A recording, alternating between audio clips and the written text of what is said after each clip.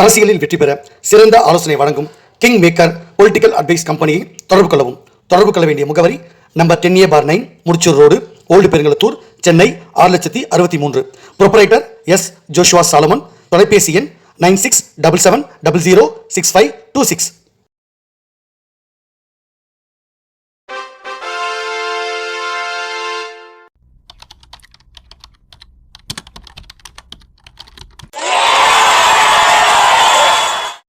உலகத் தமிழ் ரசிகர்கள் அத்தனை பேருக்கும் என்னுடைய பணிவான வணக்கம். நான் செந்தில்குமார். இந்த பதிவு நான் பார்க்க போகிறது, மரியாதைக்குரிய எடப்பாடி அவர்கள் அமித்ஷா அவர்களை சந்தித்த பொழுது ஒரு முக்கியமான கோரிக்கை வச்சார். அந்த கோரிக்கையை பற்றி எந்த மீடியாவிலையும் வரலை. திமுக மீடியாக்கள் எப்போவுமே ஆர்எஸ்பி மீடியான்னு சொல்லுவோம்ல, இந்த ரெட் லைட் மீடியா, அவங்க எல்லாருமே திமுகவுக்கு ஆதரவாக தான் உருட்டுவாங்க. ஏதோ எடப்பாடி பயந்துட்டார், அமித்ஷா ஒரு பண்ணிட்டாரு அப்படின்னு தான் பேசிட்டு இருந்தாங்க. ஆனால் உண்மையிலேயே இவங்க சொல்கிறது எதுவுமே நடக்கலை. எடப்பாடி அவர்கள் தன்னுடைய ஸ்டாண்டில் தெளிவாக இருக்கார். இந்த கூட்டணிக்கு அவருக்கு உரிய மரியாதை அமித்ஷா கொடுத்தாங்க. ஸோ அவருக்கு அந்த மரியாதைலாம் கண்டிப்பாக உண்டு. அதிமுக அவர் தரப்பில் இந்த சொன்ன விஷயம்லாம் கேட்டுக்கிட்டாங்க அமித்ஷா அவர்கள். அமித்ஷா அவர்களும் சில விஷயங்கள் சொன்னாங்க. அதில் முக்கியமான கோரிக்கை எடப்பாடி அவர்கள் என்ன வச்சாங்கன்னா, இங்கே தமிழ்நாட்டில் தொடர்ந்து அதிமுகவை பலவீனப்படுத்துகிற மாதிரியான விஷயங்களை திமுக பண்ணிக்கிட்டே இருக்காங்க.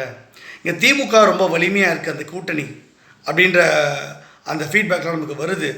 அந்த கூட்டணி பலவீனமாகணும்னா நீங்கள் ஊழலை ஒழிக்கிறேன்னு வார்த்தையில் பிஜேபி சொல்லக்கூடாது. ஊழலை ஒழிக்கிறதுக்காக குறிப்பாக தமிழ்நாட்டில் நீங்கள் எப்படி ஊழலை ஒழிக்க போகிறீங்க? திமுகவுக்கு எதிரான ஊழல் நிறைய இருக்குது. அது ஏன் நீங்கள் எதுவும் பண்ணாமல் இருக்கீங்க? நீங்கள் மரியாதைக்குரிய டெல்லி முதலமைச்சராக இருந்த அரவிந்த் கெஜ்ரிவால் அவர்களையும் அவருடைய துணை முதலமைச்சரை கைது பண்ணீங்க. அந்த மாதிரியான விஷயங்கள் தமிழ்நாட்டில் நீங்கள் பண்ணுவீங்க அப்படின்றத பற்றி உங்களுடைய ஆதரவு மீடியாவான செந்தில்குமார் அவர்கள் பிஜேபி கிங் மேக்கர் அடிக்கடி தன்னுடைய சமூக வலைதள பக்கத்தில் யூடியூப்பில் அவர் பேசிக்கிட்டு இருக்காரு. இது உண்மையா? அப்படின்னா நீங்கள் திமுக மேலே எப்படி டெல்லி முதலமைச்சராக இருந்த அரவிந்த் கெஜ்ரிவாலையும் அவருடைய துணை முதலமைச்சர் மணிஷ் சிசோடியா அவர்களையும் கைது செய்தது போல் ஸ்டாலின் மேலே நடவடிக்கை எடுப்பீங்களா? இது உறுதியா அப்படின்னு கேட்டிருக்காரு. அதுக்கு அமித்ஷா அவர்கள் கண்டிப்பாக நாங்கள் தமிழ்நாட்டில் திமுக ஒழிச்சாகணும், அந்த இடத்துல நம்ம அதிமுக பாஜக கூட்டணி வெற்றி பெறணும், நாங்கள் உழைக்கிறோம். கண்டிப்பாக விரைவில் ஸ்டாலின் அவர்கள் மீதும் அவருடைய மகன் உதயநிதி மீதும் அவருடைய மருமகன் சபரீசன் மீதும் அவங்க மகள் செந்தாமரை அவங்களுடைய அந்த சொத்துக்கள் சேர்த்த விஷயங்கள், இந்த மாதிரி பல்வேறு விஷயங்களில் திமுகவில் முக்கிய பல அமைச்சர்கள் யாரெல்லாம் ஊழல் பண்ணி எல்லா லிஸ்ட்டுங்கிட்ட இருக்குது.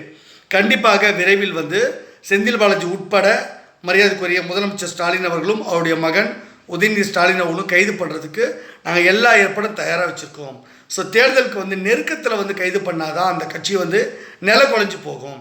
அது வரைக்கும் நாம் அவசரப்பட்டு பண்ணக்கூடாது. ரெண்டாவது, அதிமுக பாஜக கூட்டணியை நாங்கள் சொல்கிற சில கோரிக்கைகளையும் நீங்கள் எடப்பாடி அவர்கள் ஒத்துக்கிட்டாக்கா, கண்டிப்பாக இந்த கூட்டணி ஃபைனலைஸ் ஆயிடுச்சுனாக்கா கண்டிப்பாக அடுத்த நிமிஷமே அதிமுக பாஜக கூட்டணி அந்த டேர்ம்ஸ் அண்ட் கண்டிஷனோட நம்ம ஒத்துக்கிட்டு அந்த கூட்டணி உறுதிப்படுத்திய பிறகு அடுத்த நிமிஷமே கண்டிப்பாக திமுகவுக்கு எதிராக அமலாக்கத்துறையும் வருமான வரித்துறையும் சிபிஐ போன்ற எல்லா விஷயமும் பாயும்.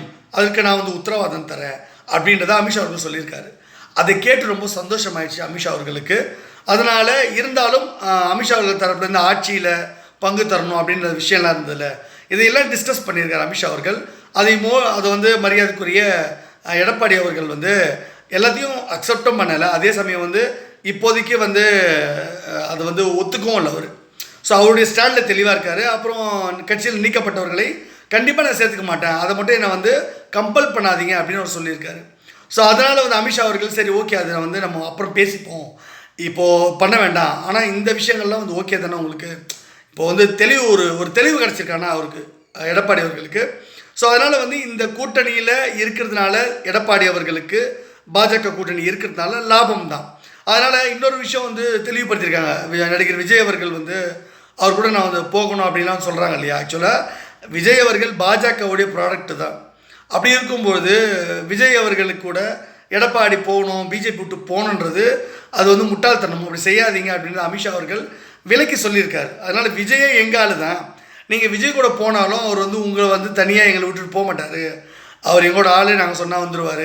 இல்லைனா விஜயெல்லாம் நாங்கள் விட்டு வைப்போமா? அவர் பண்ண இன்கம் டேக்ஸ் ரெய்டெல்லாம் வந்து ஏற்கனவே பண்ணியிருக்கோம்ல. அப்படி இருக்கும்போது விஜய் வந்து எந்த தைரியத்தில் பண்ணுறாரு? அவர் வழிநடத்துறது நாங்கள் தான். ஒன்றும் பிரச்சனை இல்லை, நம்ம பார்த்துக்கலாம், பலமான கூட்டணி அமைப்போம். இந்த மாதிரி திமுக ஜெயிக்கவே விடக்கூடாது. கண்டிப்பாக ஸ்டாலினையும் உதயநிதி ஸ்டாலினையும் தேர்தல் வரும்போது டெல்லியில் நாங்கள் இதை வந்து எப்படி செஞ்சோமோ அதே மாதிரி கண்டிப்பாக தமிழ்நாட்டில் செய்வோம். இதுக்கு நான் வந்து அஷூரன்ஸ் கொடுக்குறேன் அப்படின்னு அமித்ஷா அவர்கள் எடப்பாடி கிட்ட தெளிவாக சொல்லிட்டார். அந்த தைரியத்தில் வந்தார். ஆனால் அவருக்கு வந்து என்ன ஒரு பிரச்சனைனா அப்படின்னா, ஒருவேளை இந்த கூட்டணியை நம்ம ஒத்துக்காமல் நாம் அமித்ஷா அவர்கள் பற்றி வந்து அவர் சொல்கிற விஷயங்கள்லாம் ஏற்றுக்காமல் நாம் ஏதாவது இடகடமாக பண்ணால் அப்போது வந்து நமக்கு எதிராக கூட அவங்க பண்ணிவிடுவாங்க போல அப்படின்ற ஒரு பயம் இருந்தது. அதனால தான் அவர் வந்து அந்த ஒரு ரொம்ப நேரம் பேசுகிறவங்க ஒரு டயர்ட் ஆகிட்டார். அதனால தான் ஒரு காரில் வரும்போது கட்சிஃபில் முகத்தை துடைச்சார். அந்த ஒரு டயர்ட்னஸ் தெரியும். நிறைய நீங்கள் ஒர்க் பண்ணால் வேர்க்கும்ல, அது என்ன தான் நீங்கள் ஏசி ரூமில் இருந்தாலும் நீங்கள் பேசக்கூடிய மேட்டர் நீங்கள் வந்து உடம்பு வந்து ஒர்க் பண்ணதில்லை, மூளைக்கு வேலை தரும்ல. டிஸ்கஸ் பண்ணும்போது என்ன தான் நீங்கள் ஏசி ரூமில் இருந்தாலும் அது வந்து உள்ளுக்குள்ளே கொஞ்சம் வேர்க்கும். அந்த வேர்வை கண்டிப்பாக வரும். வெளியே வந்தோடனே ஒரு பதட்டம் இருக்கணும் உங்களுக்குள்ள. ஒரு இன்பத்தினால ஒரு பதட்டம் வரலாம், டென்ஷன் பயத்தினால ஒரு பதட்டம் வரலாம். அந்த பதட்டம் வந்து அமித்ஷா அவர்கள்ட்ட பேசுனதுக்கப்புறம் அவர் இன்பத்தினால் பதட்டம் அடைஞ்சாரா இல்லை டென்ஷனில் பதட்டம் அடைஞ்சாரா அப்படி ரெண்டுமே கலந்தது. ஒரு பக்கம் உங்களை எப்படியாச்சும் வந்து நாங்கள் கூட்டணி உறுதி பண்ணி நம்ம வந்து ஜெயிக்கலாம், நான் பார்த்துக்கிறேன்னு சொல்லியிருக்காரு. இன்னொரு பக்கம் நீங்கள் சில விஷயங்களை சொல்லும்போது ஒத்துக்க முடியாத மாதிரி இருக்குது. திமுக மேலே கண்டிப்பாக ஆக்ஷன் எடுக்கும்போது அவ்வளோ பெரிய ஆக்ஷன் எடுக்கிறாங்கன்னும் போது எடப்பாடி அவர்கள் இப்போ வந்து ஒரு முதலமைச்சர் மேலேயே நடவடிக்கை எடுக்கிறாங்க. ஏற்கனவே டெல்லியில் எடுத்துட்டாங்க, தமிழ்நாட்டில் எடுப்பாங்கன்னும் போது இப்போ எடப்பாடி ஒரு எதிர்கட்சி தலைவராக இருக்குது. அவர் மேலே இவர் வந்து ஒத்துக்கலைன்னா, சில விஷயம் டேர்ம்ஸ் ஒத்துக்கலைன்னா அவர் மேலே நடவடிக்கை எடுக்க எவ்வளோ நேரம் ஆகும்? அதுதான் அவருக்கு வந்து ஒரு பயமே வந்து ஏற்பட்டுருக்கு. அந்த டென்ஷனில் தான் முகத்தை தொடச்சிருக்காரு. அதை வந்து ஃபோட்டோ எடுத்து ரொம்ப தெளிவாக ப்ரொபகண்டா பண்ணிட்டாங்க. அமித்ஷா வந்து பயந்துட்டார், இது பண்ணிட்டார் அப்படின்னு. அவர் வந்து பயந்துட்டான்னு சொல்ல முடியாது. பேசுகிற அந்த விஷயத்தில் அவருக்கு வந்து ஒரு என்ன சொல்கிறது, என்ன பண்ண போகிறாங்க, பிஜேபி நினச்சா என்ன பண்ண முடியும் அப்படின்னு ஒரு எண்ணம் இருக்குல்ல, அது ஒரு டென்ஷன். அப்போ நம்ம வந்து என்ன முடிவெடுக்கிறது, என்ன மாதிரி பண்ணுறது, கடைசியாக ஃபைனல் இயர் பண்ணும்போது என்ன பண்ண போகிறோம் அப்படின்ற ஒரு டென்ஷன் தான் அவருக்கு இருந்தே தவிர பயம் கிடையாது. அது ஒரு டென்ஷன், அவ்வளவுதான். அந்த டென்ஷன் வந்து நம்ம என்ன முடிவெடுக்கிறது, என்ன பண்ண போகிறோம், ஒரு பக்கம் சந்தோஷம், ஒரு பக்கம் வந்து இந்த ஒரு இது இருக்குது திமுக எதிராக பண்ணும்போது. அப்போ நம்மளால் எந்த மூளைக்கு அப்படின்றத பற்றி அட்வைஸ் பண்ணியிருக்காங்க. ஏற்கனவே அதிகாரப்பூர்வமாக மரியாதைக்குரிய எடப்பாடி அவர்களுக்கு நான் கடிதம் கொடுத்துருக்கேன். இந்த பக்கம் ஸ்டாலினுக்கும் கடிதம் கொடுத்துருக்கேன். ஓகேவா, நாங்கள் வந்து எல்லா வாய்ப்பையும் நாங்கள் வந்து திறந்து வச்சுருப்போம். 2024 நாடாளுமன்ற தேர்தலில் கூட்டணி நான் தான் உருவாக்கி கொடுத்தேன், அண்ணாமலை உருவாக்கலை. அது வந்து பர்சன்டேஜ் அண்ணாமலையால் வரல, பிஜேபிக்கு வந்த பர்சன்டேஜ் இந்த செந்தில்குமார் உருவாக்கி கொடுத்த கூட்டணி. எல்லாருக்கும் நான் கடிதம் கொடுத்துருக்கேன். அதை வந்து தேவைப்பட்டால் நான் வெளியிடுவேன். பொதுவாக நான் அந்த ரகசியத்தெலாம் வெளியிடுறதில்லை.